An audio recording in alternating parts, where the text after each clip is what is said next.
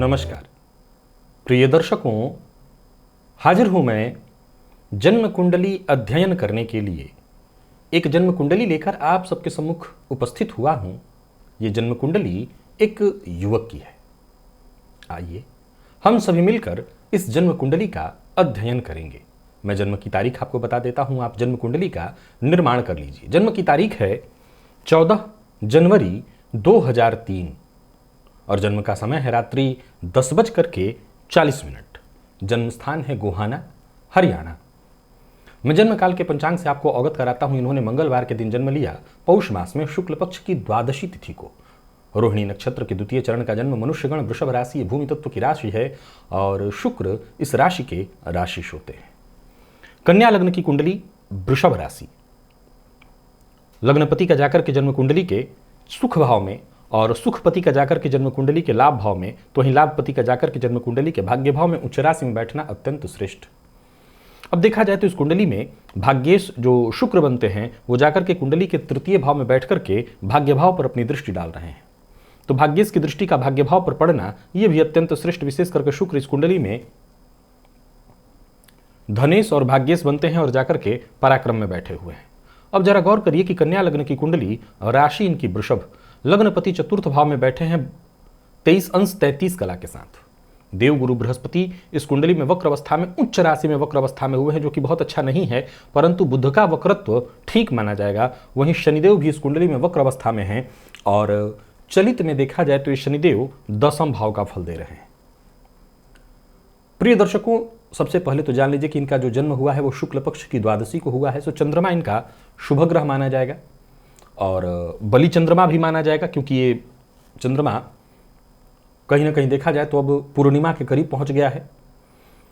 अब सबसे पहला इनका जो प्रश्न है, मैं कुंडली में बाकी के पॉइंटों पर हम लोग नजर डालेंगे, इनकी कुंडली की तरफ चलते हैं, इनके प्रश्नों की ओर चलते हैं। इन्होंने प्रश्न लिखा है, मेरा मन बहुत अशांत रहता है और आलस्य भी, मैं क्रोध बहुत जल्दी करने लगता हूं, मेरी किसी दोस्तों के बीच नहीं बनती और शत्रुता जल्दी आ जाती है, सभी दोस्त धोखेबाज निकलते हैं, ऐसा क्यों होता है?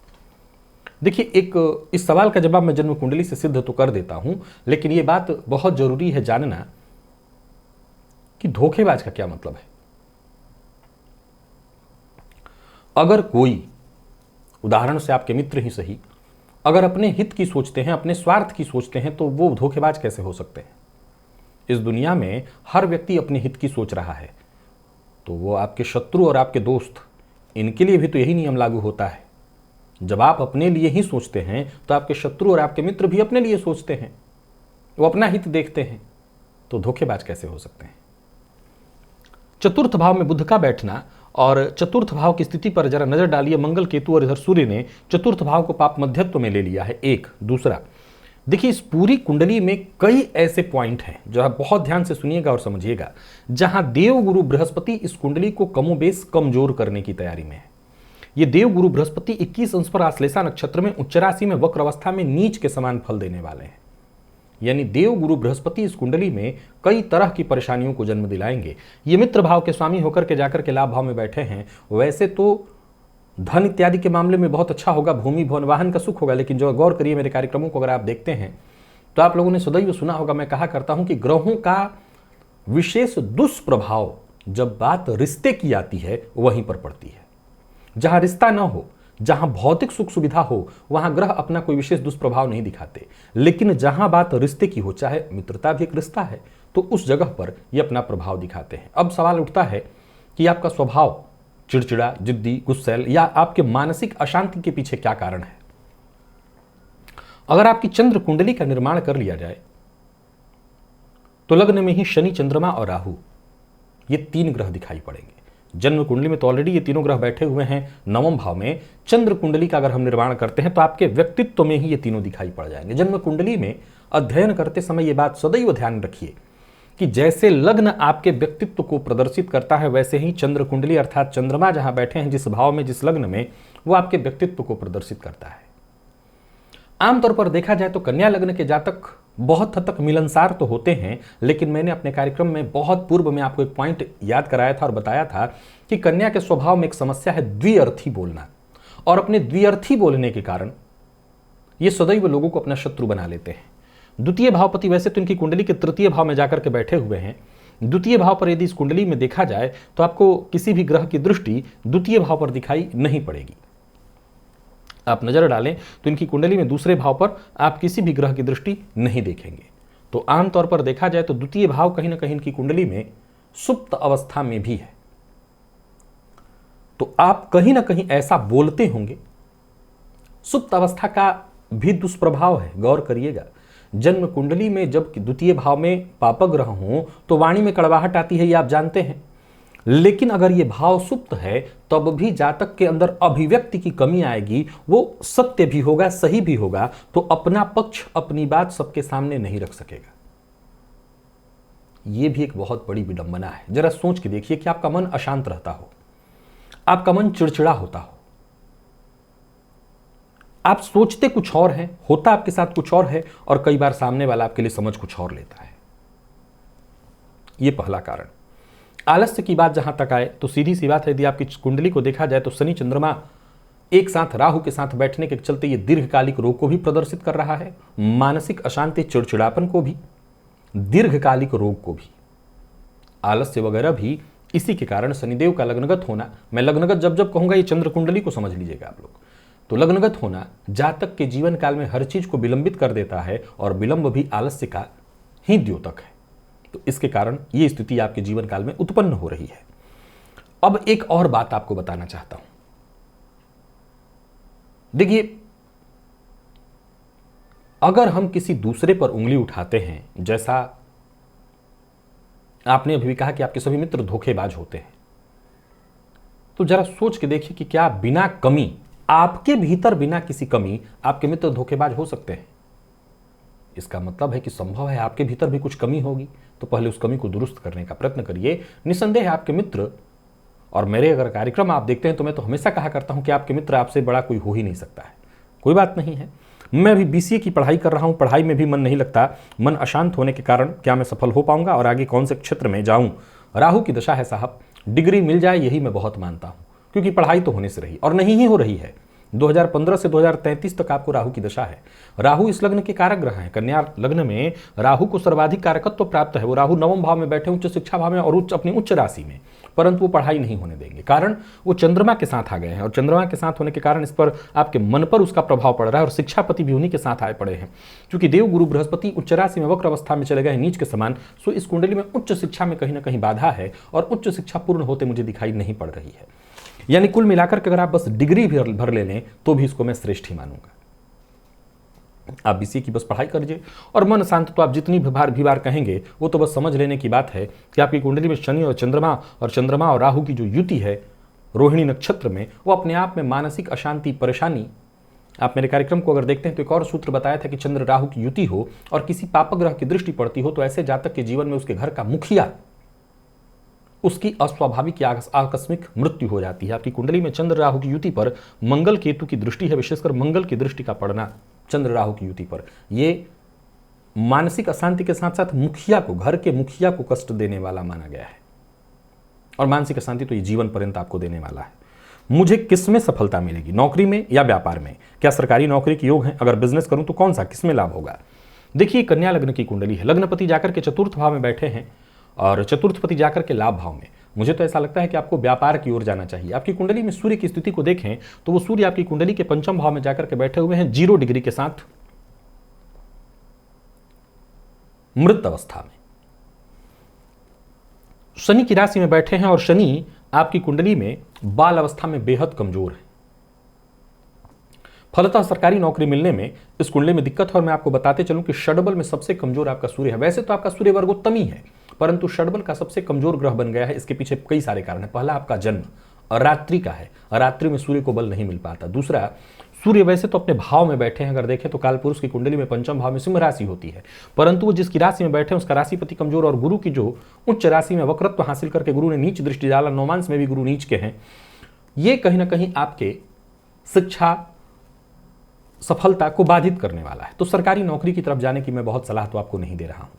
तो मेरी राय रहेगी आपको व्यापार की ओर जाना, और व्यापार में ही विचार करना। व्यापार ही आपके लिए सफलता का कारण बनेगा। देखा जाए तो लग्न का मान आपकी कुंडली में 4 अंश है, सूर्य आपकी कुंडली में 0 और चंद्रमा आपकी कुंडली में 15 अंश। चंद्रमा के पास सबसे अधिक बल है, 10 घर आगे आने पर शनि की राशि आएगी, नौमांश में शनि बुध की राशि में बैठे हैं। कोई स्थिर व्यापार सोचिए, जो रोजमर्रा के नियमित कामों में आने वाली वस्तुएं हैं उससे संबंधित स्थिर व्यापार के बारे में सोचिए, आपको सफलता मिलेगी। कपड़ा, कॉस्मेटिक और खाने पीने से संबंधित चीजों का व्यापार भी अगर आप करते हैं तो उसमें भी आपको सफलता अवश्य ही प्राप्त होगी। तो मैं फिर से दोहरा देता हूं, ये कुंडली जैसी मैं देख रहा हूं, अगर देखा जाए तो वृषभ लग्न यानी वृषभ राशि, तो कन्या लग्न और वृषभ राशि अगर चंद्र कुंडली बनाए तो वृषभ की आप मेहनती तो कहीं ना कहीं रहेंगे ही। मैं ऑलरेडी पहले ही कह चुका हूं कि धन की स्थिति ठीक है, रिश्तों में यहाँ परेशानियां हैं। तो कुल मिलाकर के मुझे ऐसा लगता है कि अपने आप को स्थिर करके, अपने मन को शांत और स्थिर करके, जो कि आजीवन कभी मन शांत तो नहीं हो सकेगा पर फिर भी अपने आप को स्थिर करके और व्यापार की ओर फोकस करिए। अब सवाल खड़ा होता है कि 2003 का आपका जन्म है, अभी से क्या पढ़ाई छोड़ दूं? नहीं, बिल्कुल मत छोड़िए। आपका मूल कर्तव्य यही बनता है कि कम से कम डिग्री तो ले ही ले। आज के इस परिवेश में बिना डिग्री भी कुछ नहीं होने वाला, तो सबसे पहले आप अपनी डिग्री पूरा करिए, फिर देखा जाएगा आगे। करना आपको व्यापार है। मैं भविष्य देख रहा हूं और भविष्य को लेकर के मैं ये बता रहा हूं। अभी देखें तो राहु की दशा के बाद, जो कि भी तो दूर है, 2033 तक है, राहु में भी बुध आ रहे हैं 2023 के अगस्त से। राहु के बाद आपकी कुंडली में गुरु की दशा आएगी। गुरु को भी मैं इस कुंडली में बहुत अच्छा नहीं कहूंगा। तो मुझे ऐसा लगता है कि अपना फुल फोकस आप व्यापार की ओर बनाइए। स्थिर व्यापार आपको चुनना होगा, उसी से आपको सफलता मिलेगी। जो रोजमर्रा के काम में आने वाली चीजें हैं उनसे संबंधित चीजों का व्यापार ही आपको सूट करेगा और उससे आप सफलता और पैसा हासिल करेंगे। मेरा वैवाहिक जीवन कैसा रहेगा? सप्तम पति जाकर के आपकी कुंडली के लाभ भाव में बैठे हैं। शुक्र आपकी कुंडली के जाकर के तृतीय में, और देखा जाए तो शुक्र मंगल की युति है। अब देखें तो सप्तम भाव की स्थिति को अगर देखा जाए तो जन्म स्थान से उत्तर और दक्षिण पूर्व तीनों दिशाएं दिखा रहा है, अर्थात आपकी कुंडली में प्रेम विवाह के योग बन रहे हैं। मैं सबसे पहली सलाह दे देता हूं, वैसे तो आप जन्म लग्न से नहीं परंतु चंद्र लग्न से मांगलिक हैं। सप्तम भाव की स्थिति को देखें तो सप्तम भाव पर देव गुरु की दृष्टि पड़ रही है, जो कि बहुत अच्छी बात है। सप्तम कारक यानी शुक्र की बात करें तो शुक्र आपकी कुंडली में तृतीय भाव में बैठे हैं, मंगल के साथ, केतु के साथ, शनि राहु की दृष्टि से दृष्ट। ये अच्छी बात नहीं है। वैसे भी आपकी कुंडली के संतान भाव में सूर्य बैठे हुए हैं, गुरु की दृष्टि होने के बावजूद यहाँ पर संतान होने में तकलीफ परेशानी को दर्शा रहा है। आपकी कुंडली में जो शुक्र है वो 13 अंश 24 कला के साथ बैठा हुआ है। अतः मैं ये नहीं कह रहा हूं कि आपके अंदर कोई दिक्कत है, ऐसा कुछ नहीं। संतान की स्थिति है, पर संतान भाव में जो सूर्य बैठे हैं, संतानपति जो कमजोर अवस्था में बैठे हुए हैं, इसके चलते संतान का सुख पाने में आपको तकलीफ होगी, दिक्कत होगी। यहाँ एक तरह से संतान प्रतिबंधक योग। अभी कुछ दिन पूर्व एक सूत्र में बताया था मैंने कि गुरु की दृष्टि से भी, ज्योतिष के मर्मज्ञों का मानना है कि गुरु की दृष्टि पंचम पर पड़ने से भी संतान सुख में कहीं ना कहीं दिक्कत और परेशानी भी आती है। अब यहाँ गुरु नीच के समान फल देने के कारण संतान सुख में बाधा उत्पन्न करेंगे। तो आपको सबसे पहले तो कुंडली मिलाकर के ही विवाह करना है। जैसा मैंने देखा इस कुंडली में आप प्रेम विवाह करते मुझे दिख रहे हैं। अगर आप चाहते हैं कि आपका सुखद वैवाहिक जीवन हो, सब कुछ सुखद हो, तो कुंडली मिलाकर के विवाह करिए और जन्मस्थान से उत्तर पूर्व की ओर कुंडली मिलाकर के ही विवाह करिए, आपके लिए तब सब कुछ ठीक होगा। लेकिन मैं फिर दोहरा देता हूं, कुंडली मिलाकर के, आप जन्म लग्न से नहीं चंद्र लग्न से मांगलिक हैं, आपकी पत्नी भी चंद्र लग्न से मांगलिक ही होनी चाहिए। यहां गौर करिए, आप मनुष्य गण के हैं, कन्या लग्न है, तो कन्या लग्न और मनुष्य गण एकदम से दोनों के स्वभाव को अगर जोड़ा जाए तो कहीं ना कहीं आपके स्वभाव में दूसरों की बातों में आ जाने की बहुत ज्यादा प्रवृत्ति है। अब आमतौर पर देखा जाए तो ज्योतिष शास्त्र का मानना है कि अगर सप्तमेश नवम में हो, दसम में हो, एकादश में हो, सप्तमेश लग्न में हो, तृतीय में हो या चतुर्थ में हो, पंचम में हो। हालांकि पंचम में थोड़ी दिक्कत आती है संतान को लेकर के, क्योंकि एक तरह से देखा जाए तो बनता तो एक केंद्र त्रिकोण ही है, लेकिन सप्तम पति मारक पति बनकर के जब पंचम में बैठते हैं तो संतान को बाधित कर देते हैं। लेकिन बाकी के भाव जो मैंने गिनाए उसमें सप्तम पति जाए तो विवाहोपरांत एक तरह से भाग्योदय भी होता है। जैसे सप्तमेश नवम में हो तो भाग्योदय, सप्तमेश लाभ में हो तो विवाहोपरांत आय की स्थिति का बढ़ जाना, सप्तमेश कर्म में हो तो पत्नी के आने के बाद जीवन में कार्य क्षेत्र में वृद्धि का हो जाना। तो कुल मिलाकर के आपके विवाह के उपरांत, हर किसी के विवाह के उपरांत एक नया जीवन उसका शुरू होता है, आपके लिए भी ऐसा ही है। अब आपके साथ थोड़ी विडंबना और परेशानी है, क्योंकि 2033 तक अभी आपको राहु की दशा चलने वाली है। एक दूसरा संभव है कि इसी राहु की दशा के दौरान आपको विवाह भी करना पड़ जाए। अगर आप टाल जाते हैं और थोड़ा लेट करते हैं और 2033 में जब राहु की दशा समाप्त होती है और तब आप अपने विवाह के बारे में सोचते हैं, हालांकि गुरु है सप्तमेश और सप्तमेश गुरु होने के चलते बहुत विलंबित वैसा विवाह तो ये नहीं कराती, इनकी राशि साधारण राशि पड़ी हुई है, पर फिर भी अगर तब विवाह करते हैं तो अलग एक बात होगी। लेकिन मैं तब भी यही सलाह दूंगा, कुंडली मिलाकर के ही विवाह करिए। बिना कुंडली मिलाए विवाह करेंगे तो वैवाहिक जीवन में कष्ट और परेशानी होगी, और एक ऐसा दाम्पत्य जीवन आपको देखने को मिलेगा जहां मैं दाम्पत्य के बाद विवाह और विवाह के बाद धन और संपदा देख रहा हूं, वो और मुसीबत में पड़ जाएगा। तो कुंडली मिला करके और हो सके तो राहु की महादशा को पार करा करके गुरु की महादशा में विवाह कीजिएगा, तब जाकर के वैवाहिक जीवन सुखद रहेगा। मेरे पिताजी नहीं है। अच्छा देखिए, अभी थोड़ी देर पहले मैंने एक पॉइंट गिनाया था कि चंद्र राहु की युति पर अगर पाप ग्रह की दृष्टि पड़ जाए तो ऐसे जातक के घर में जो घर का मुखिया होता है उसको कष्ट होता है, संभवतः जान तक चली जाए। ये सूत्र मैंने बताया था। आपके पिता नहीं है। माता जी की सेहत ठीक नहीं होती क्योंकि चंद्रमा राहु के साथ बैठा हुआ है, और साथ ही साथ देखा जाए तो माँ के घर का मालिक भी कहीं ना कहीं कमजोर, शनि की दृष्टि से दृष्ट। ये सारे कारण जो बन रहे हैं आपके माता के सुख को, और माता का भाव जो है पापकर्तरी योग में आ गया है, तो माता के सुख को ये वंचित कराने वाला है, माता के सुख से वंचित कराने वाले हैं। तो हाँ, आपने ठीक कहा, माता के भी स्वास्थ्य में इस समय परेशानियों की स्थिति मुझे दिखाई पड़ रही है, और निरंतर अभी ये स्थिति है कि माता के स्वास्थ्य को मैं बिगड़ते ही देखूंगा। उनका मन भी अशांत रहता है, इसके लिए क्या उपाय करूं? देखिए, आपकी कुंडली में अगर देखा जाए तो शनि और चंद्रमा राहु सब एक साथ बैठे हुए हैं। ये भी कहीं ना कहीं यहाँ सूर्य पंचम में बैठे हैं। पितृदोष के सारे ये लक्षण हैं। एक बार त्रिपिंडी श्राद्ध, अब सवाल ये उठता है कि कौन करे? माताजी करें, आप करें, किसको करना चाहिए? आपको करना चाहिए। कोई फर्क नहीं पड़ता, विवाहित तो नहीं है, बिना विवाहित हुए भी त्रिपिंडी श्राद्ध किया जा सकता है। तो आपकी माताजी रहें वहीं पर बगल में साइड में बैठ जाएं और आप त्रिपिंडी श्राद्ध अपने हाथों करिए। पिता, चूंकि आपकी उम्र देख रहा हूं, पिता की भी अगर मृत्यु हुई है तो वो मध्यावधि में ही इसका मतलब हुई है। तो आपको सबसे पहला काम करना चाहिए, त्रिपिंडी श्राद्ध करना चाहिए अपने भविष्य भावी जीवन के लिए, माता के सुख के लिए, माता के मानसिक सुख के लिए, आपके मानसिक सुख के लिए, आपके भावी जीवन में विकास के लिए त्रिपिंडी श्राद्ध करिए। इससे सब कुछ ठीक होगा, आपकी भी स्थिति ठीक होगी। मुझे कुछ ना कुछ स्वास्थ्य से संबंधित रोग रहता है, यूरिन की प्रॉब्लम भी है, क्या मैं ठीक हो सकता हूं? साहब, मैं पहले ही कहा हूं कई बार, ज्योतिष शास्त्र का एक तर्क है, शनि राहु संयुतः सर्वदा रोग संयुतः। अब देखा जाए तो आपके जो लग्नेश हैं वो जाकर के चतुर्थ भाव में बैठे हैं और पाप मध्यत्व में आ गए हैं। उन पर शुभ ग्रह की दृष्टि की बात करूं तो किसी भी शुभ ग्रह की दृष्टि आपको आपके चतुर्थेश पर लग्नेश पर दिखाई नहीं पड़ेगी। लग्न पर अगर देखें तो राहु की दृष्टि पड़ रही है और लग्न पर भी किसी शुभ ग्रह की दृष्टि नहीं। तो लग्न और लग्नेश दोनों के दोनों शुभ ग्रह की दृष्टि से कहीं ना कहीं आपकी कुंडली में वंचित दिखाई पड़ रहे हैं। तो ये कहीं ना कहीं एक बहुत बड़ा कारण है जो आपके स्वास्थ्य में परेशानी। अब रोगपति जाकर के आपकी कुंडली में कहाँ पर बैठे हैं? तो चंद्रमा के साथ चंद्र कुंडली का अगर निर्माण कर लें तो चंद्र शनि का योग हो जाएगा। तो ये रोग कारक जो है चंद्रमा के साथ बैठे हुए हैं, फलतः इस कुंडली में रोग की स्थिति बननी ही बननी है। और एक और बात आपको बता दूं कि छठे से छठा लाभेश चंद्रमा बनते हैं जो कि शनि के साथ बैठे हैं। तो गौर करिए, ये रोग भाव हुआ और छठे से छठा दोनों तरफ से रोग भाव की ही स्थिति का विचार होगा। तो चंद्रमा भी इस कुंडली में रोग कारक बन जाएंगे। तो दोनों के दोनों एक साथ युति में आए हैं, राहु की युति राहु के साथ, और यहाँ पर गुरु अकेले भावनाश करने का काम तो कर ही रहे हैं। तो ये कई सारे कारण बने हुए जिसमें स्वास्थ्य से संबंधित परेशानी तो आपको रहना ही रहना है, स्वास्थ्य को लेकर के आपको जूझना ही पड़ेगा। हालांकि मैं कुछ उपाय इसके लिए बताता हूँ। जीवन में भाग्य साथ देगा या नहीं, मन को शांत करने के लिए कौन सा रत्न धारण करूँ? भाग्यपति देखिए आपकी कुंडली के तृतीय में बैठ करके लाभ भाव को देख रहे हैं। सुनिए और समझिए इस बात को। लग्नेश आपकी कुंडली में चतुर्थ में बैठे हैं, अर्थात आपका व्यक्तित्व कहीं ना कहीं सुखों की चाह रखने वाला है। आपके व्यक्तित्व को समझा जाए, देखा जाए तो आपके मन में एक ही बात होती है कि शांति से सब कुछ मिल जाए, बैठे बिठाए भी मिल जाए, ये भी कहीं ना कहीं चाहत रहती होगी। और ऊपर से देखें तो चंद्र कुंडली का अगर निर्माण करें तो चंद्रमा जाकर के भाग्य भाव में बैठे हुए हैं। अब वो चंद्रमा लगने से भाग्य से दृष्ट भी हो रहे हैं। तो कहीं ना कहीं आपकी जो मूल चाहत है वो यही है कि सुखों के साथ ही आराम आराम से सब कुछ हो जाए। नहीं होगा। पराक्रम में मंगल बैठे हुए हैं, ये बहुत अच्छी स्थिति है। इस कुंडली में मंगल का स्वगृही पराक्रम भाव में बैठना वो कारक नहीं मारक है, लेकिन आपकी कुंडली के तृतीय में बैठे हैं जो कि आपकी आयु की वृद्धि के लिए अच्छा है। 4 अंश पर होने के कारण ये मृत अवस्था में है, क्योंकि आपकी कुंडली में वृश्चिक राशि में बैठे हैं तो मृत अवस्था में है, पर इसके बावजूद स्वगृह में जाकर के बैठे हैं और चलित में भी वहीं का फल दे रहे हैं।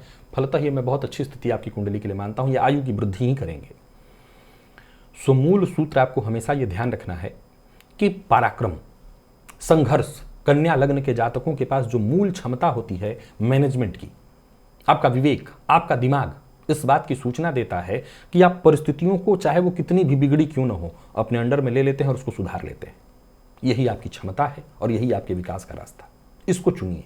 भाग्य का साथ चाहते हैं तो भाग्य के भरोसे मत बैठिए, कर्म करना शुरू कर दीजिए, भाग्य का साथ मिलने लगेगा। इस कुंडली में आजीवन रत्न अगर धारण कराया जाए तो सवाल उठता है कि किसका हम रत्न धारण कराएं। तो मैं तो आपको एक सलाह दूंगा कि आपके बुध वक्र अवस्था में है, इन बुध को और बलि करिए। पहला 1-2 उपाय करिए। गणेश जी की आराधना करिए खूब, पहले तो एक त्रिपिंडी श्राद्ध करिए, दूसरा गणेश जी की आराधना करिए। प्रत्येक माह के कृष्ण पक्ष की चतुर्थी तिथि को गणेश चतुर्थी व्रत होता है, आप चाहें तो व्रत भी करें और गणेश जी की आराधना करें, गणेश जी को दूर्वा अर्पित करें। साथ ही साथ महीने में कोई एक ऐसा भी, तो आपकी उम्र बहुत छोटी है, लेकिन जैसे जैसे आपकी उम्र बढ़े एक और पॉइंट याद रखिएगा कि महीने में जब भी कोई एक दिन मिले, विशेषकर पूर्णिमा के दिन कोई देवी का मंदिर चुनिए और वहां जाकर के दर्शन करिए। विशेषकर अगर वो मंदिर प्रसिद्ध मंदिर हो तो ज्यादा अच्छा है। मैं फिर दोहरा रहा हूं कि प्रत्येक माह की पूर्णिमा को, प्रत्येक माह के कृष्ण पक्ष की चतुर्थी को गणेश जी की आराधना, प्रत्येक माह की पूर्णिमा को देवी के मंदिर में जाना और ऐसा मंदिर जो कि प्रसिद्ध मंदिरों में से एक हो, जाकर के दर्शन करिए। आपका जीवन बदल जाएगा, भाग्य का साथ मिलने लगेगा, परिस्थितियां आपकी बदलेंगी। दूसरा, इस कुंडली का रत्न मुझे कुछ नहीं दिखता, मैं केवल और केवल बुद्ध का रत्न आपको पन्ना पहनने की सलाह दे सकता हूं, आप पहनिए। गाय को हरा चारा दीजिए, इससे आपके शुक्र को बल मिलेगा। अपनी कुंडली में जो विषयोग और चंद्र राहु की युति से चंद्र ग्रहण योग है, इसका भी आप निदान कराइए, इसकी शांति कराई जाती है, वो कराइए। प्रत्येक सोमवार को शिव जी पर दूध जाकर के अर्पित करिए, उससे भी ये दोष शांत हो जाएगा। तो इतना उपाय आप जरूर करिए, इससे आपको राहत मिलने वाली है। विवाह थोड़ा रुक करके करिए, अभी राहु की जब तक दशा है, एक 9.25 रत्ती का लाजवर चांदी की अंगूठी में बनवा करके मध्यमा अंगुली में शनिवार के दिन डाल लीजिएगा, इससे भी आपको राहत मिल जाएगी।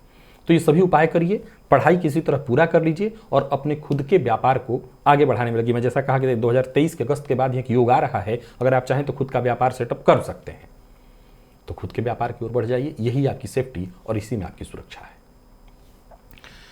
बाकी जो मैंने उपाय बताया वो करिए। सूर्य भगवान को अर्घ दीजिए, आपका सूर्य भी बेहद कमजोर है, जिसने आपके पिता को सुख को नहीं लेने दिया, तो सूर्य की आराधना करिए। मंदिर इत्यादि जब जाएंगे आप हमेशा, जो मैंने उपाय बताए, तो उसके चलते आपके गुरु को भी अच्छा बल आ जाएगा, तो कुंडली ठीक हो जाएगी। ऐसा नहीं कि कुंडली में कुछ चीज़ें बहुत अच्छी हैं, मेहनत और परिश्रम पुरुषार्थ से, भगवान की कृपा से सब कुछ ठीक किया जा सकता है। पूजा पाठ करना होगा। तो प्रिय दर्शकों, ये थी जन्म कुंडली एक युवक की। आप इस जन्म कुंडली में क्या देख रहे हैं, कौन सा उपाय आप चाहते हैं कि इनसे कराया जाए और कैसे इनके जीवन को सुखद और सुरक्षित बनाया जाए। एक तो सुरक्षा करने के लिए मैं और भी कहूंगा कि मंगल और शुक्र की युति पराक्रम में है, ये बहुत हिम्मत देता है। चरित्र पर नियंत्रण लगा करके रखिएगा मजबूती के साथ। कन्या लग्न में कामुकता बहुत ज्यादा होती है, तो इस पर नियंत्रण रखिए, तो आप बच करके रहेंगे, और बच के रहेंगे तो सुरक्षित रहेंगे। आज के लिए बस इतना ही, इजाजत दीजिए, पुनः मुलाकात होगी। तब तक के लिए नमस्कार।